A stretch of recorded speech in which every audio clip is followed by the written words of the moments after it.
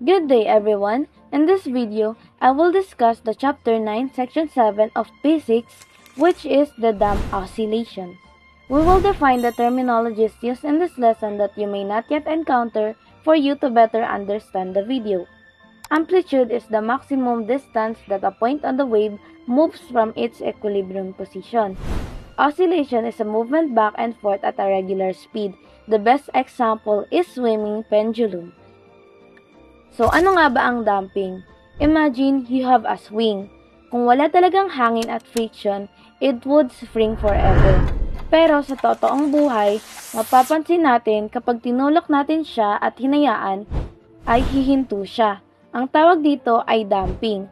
Ibig sabihin, nawawala ang energy ng system dahil sa mga forces tulad ng friction at air resistance. There are three types of damping.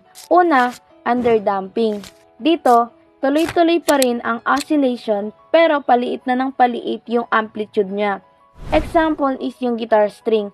Pag plinak mo siya, may tunog pa rin. Pero, unti-unting humihina pati yung vibration hanggang sa mawala. Next is critical damping.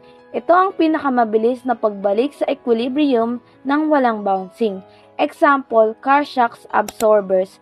Kapag nadaan ka sa hump, hindi na paulit-ulit na nagbabounce yung kotse, smooth na siya agad. And lastly, yung overdamping. Katulad ng critical damping, hindi na siya nag-oscillate, pero mas matagal bago bumalik sa rest position. Example dito is yung door closer sa mga kusina. Dahan-dahan magsasara yon para hindi sumabog ang pinto. Sa video na to, naipakita yung behavior ng mga dumps. Yung undumps, ito yung walang energy loss tsaka walang restriction.